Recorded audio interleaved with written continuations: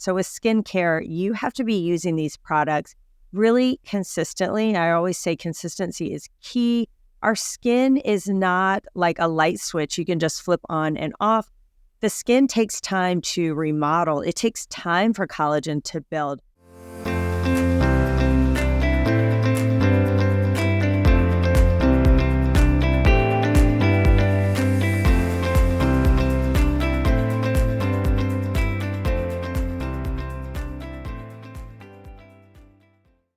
Hi, skin friend. Thanks so much for tuning into this week's episode of The Skin Reel. This week, I'm really excited to talk about one of my absolute favorite products out there. And no, it is not sunscreen. So I would say sunscreen, of course, is probably my favorite if I had to pick, but this is a very, very, very close second.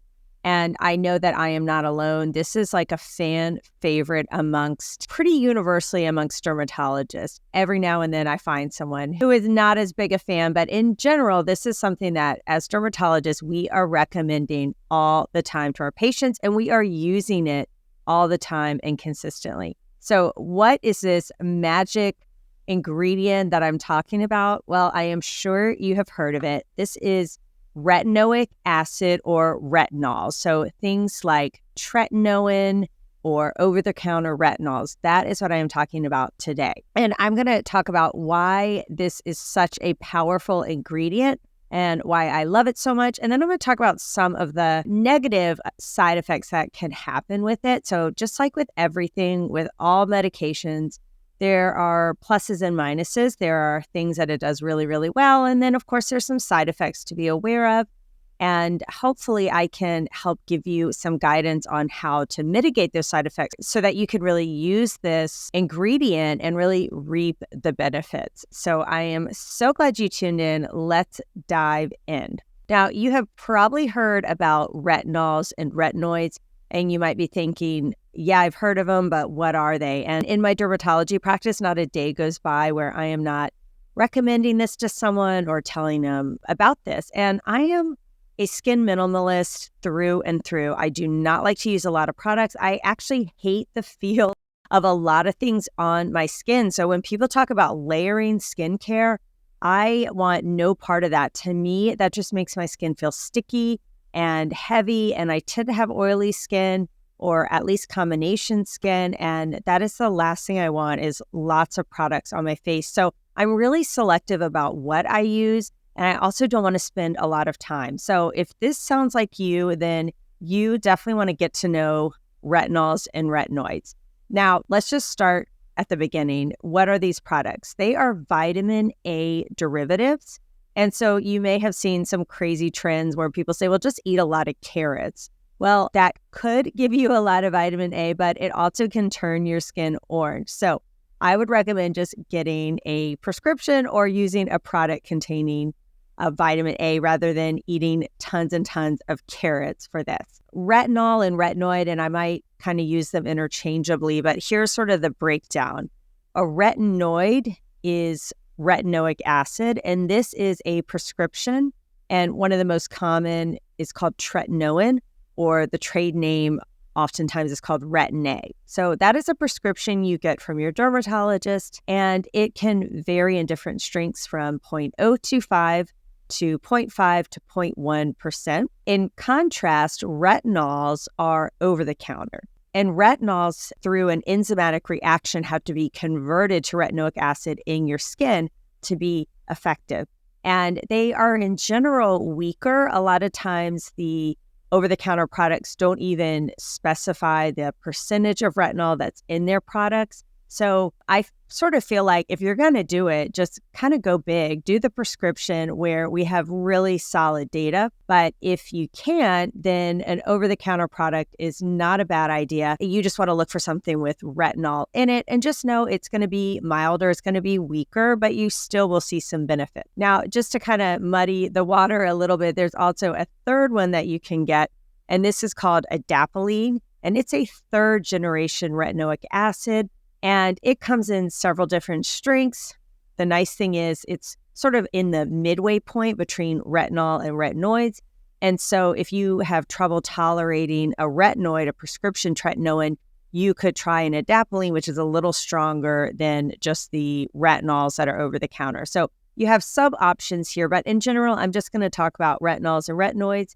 And that's basically the breakdown of what those mean. Now, why are dermatologists raving about this so much? Why are we so obsessed with this vitamin A derivative? Well, it's because it does so much. We recommend it for people with acne because it really helps address the reason why people get acne, which is the comedones, those clogged pores. And what it does is it helps loosen up the sebum and that clog in the pore. It increases cell turnover.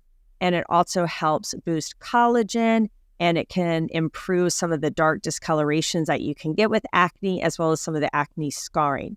So in younger people, and really, right, acne happens at all ages, not just teenagers. But I know that I started using tretinoin. I used Retin-A when I was a teenager struggling with acne. And then my acne got better. But then I was 25 and I became a dermatologist. And I thought, well, shoot, I better continue this. Well, I used it for my acne. And then when my acne got better and I'm in my mid-20s and I'm in medical school and I'm learning about dermatology and I realized how powerful it is, I just kept on it and have continued it now. And I'm essentially in my mid-40s now. And I really credit using consistently tretinoin or retinoids, along with sunscreen, of course, for why my skin looks the way it does, despite the fact that I've never had a laser procedure or energy-based device on my face. I really credit it to sunscreen and, of course, my tretinoin. So it's a great product. I also tell people, if you really are looking for a lot of bang for your buck, start using a retinol or retinoid, because it is relatively very cost effective. For less than $100, you can get even the prescription strength, right? Like even really like $50 to $70, you can get the prescription strength. And that product will last you a really long time because you're not going to use a lot of it. And all in, it is such a cost-effective way to boost your collagen, certainly way more cost-effective than taking collagen supplements or having a lot of laser procedures or having fillers and biostimulants. So especially if you are someone who really wants minimal skincare, minimal aesthetics, then start doing this and you can really help keep your skin youthful and vibrant for so long. As dermatologists, especially dermatologists who are middle-aged, we really love tretinoin and retinols because of the collagen boosting. It is such a powerful collagen booster. And this is not like fluff or snake oil, right? We have amazing studies where they have actually done biopsies of the skin and actually looked at the proteins within the skin to determine if there's an increase in collagen.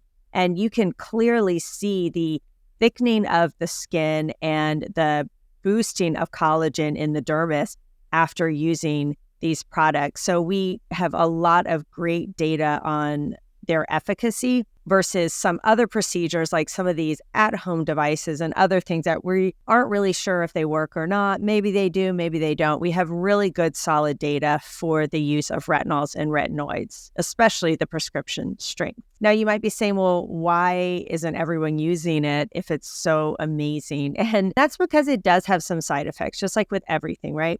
And one of the biggest side effects is dryness and irritation. And I find that this can be solved in a lot of different ways. But I would say another reason why people quit using this is because the results are not overnight. So with skincare, you have to be using these products really consistently. I always say consistency is key. Our skin is not like a light switch you can just flip on and off. The skin takes time to remodel. It takes time for collagen to build.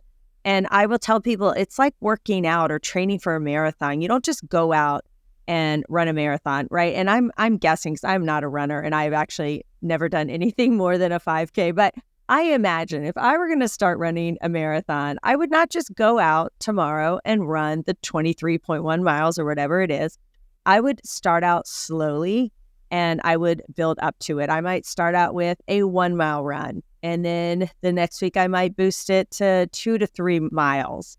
And I would start out slow, but I would be consistent. And surely after a couple of weeks, hopefully I would be at the point where I could run a marathon. And then the more I do it, the less hard, the less painful it's going to get. And so I kind of liken using a retinol or a retinoid like training for a marathon.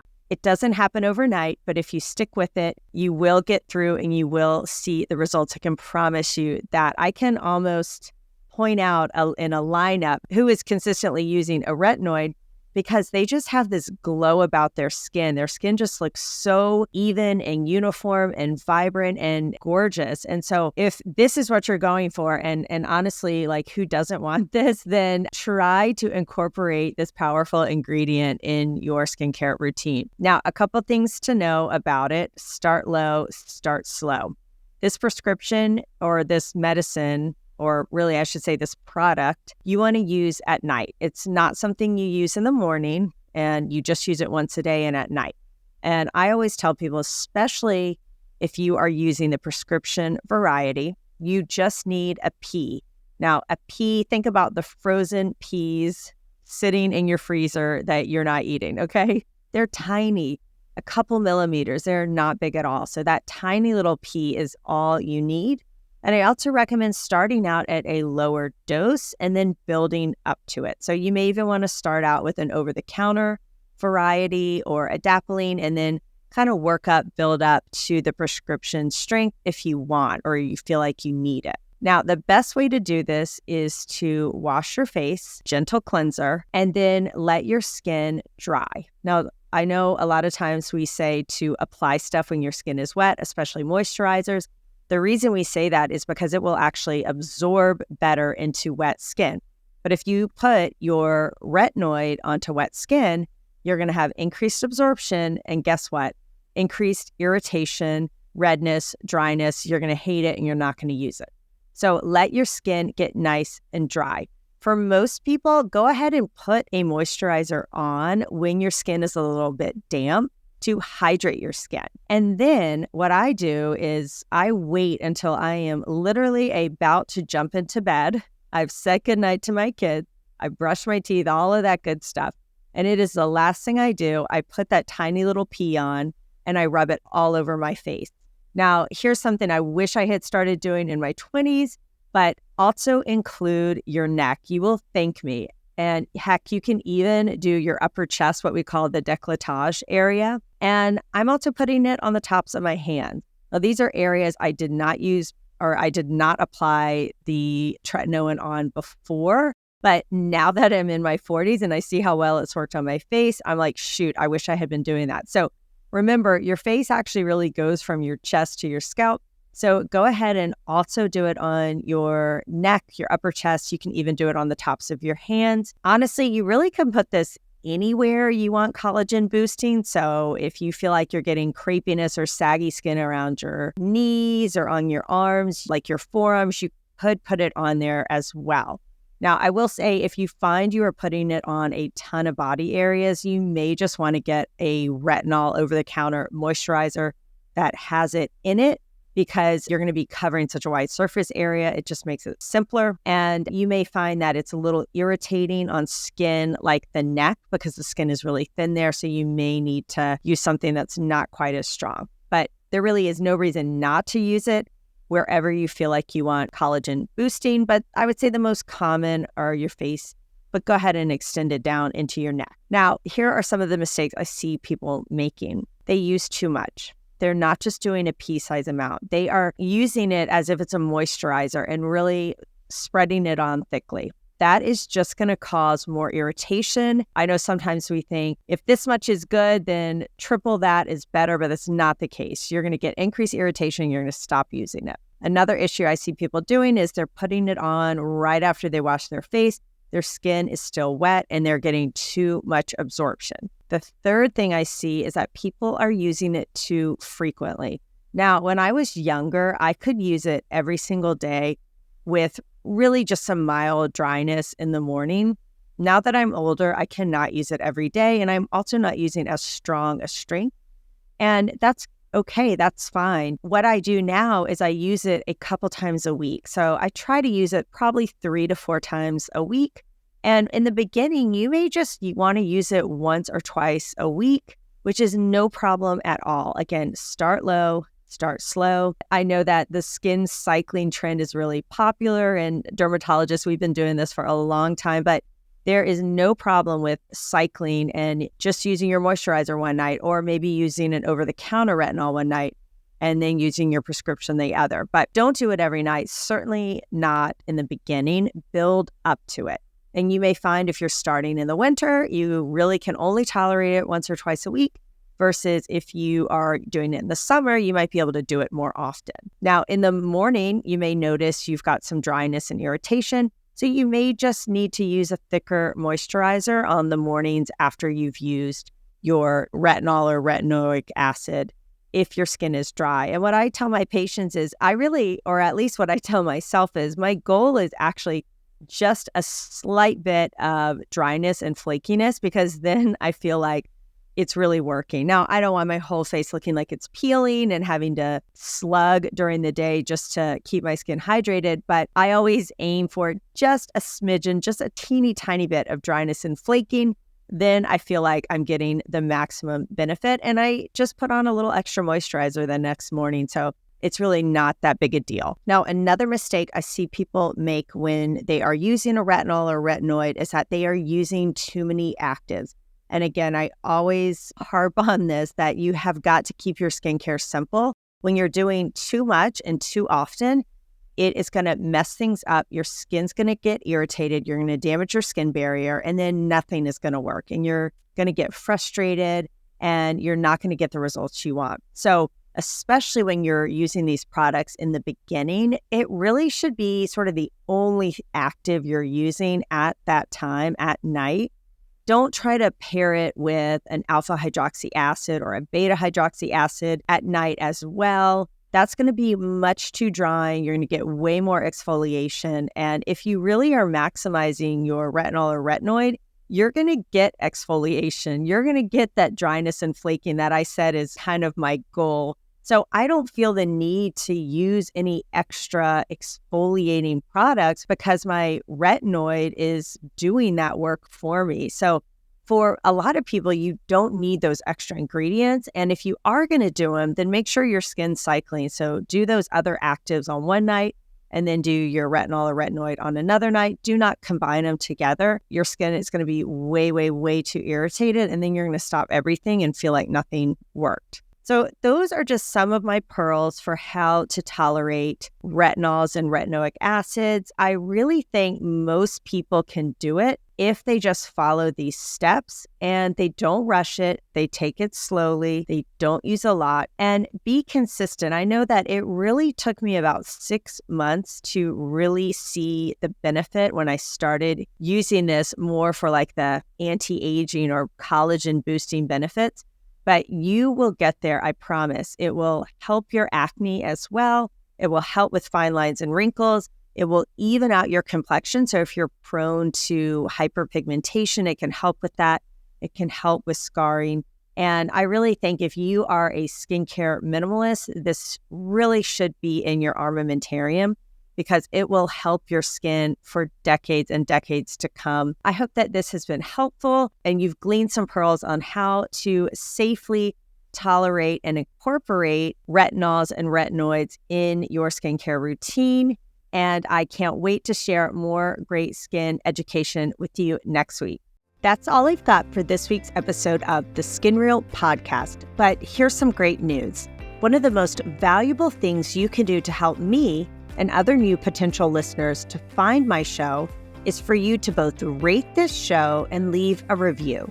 So as a special bonus for you, if you leave me a review, take a screenshot and email it to info@theskinreal.com and I will send you a thank you free PDF on skincare truths versus hype. Because you know I love spreading the word of good, truthful skincare. And please be sure to share with your skin friends so that we can get the word out there about real skin.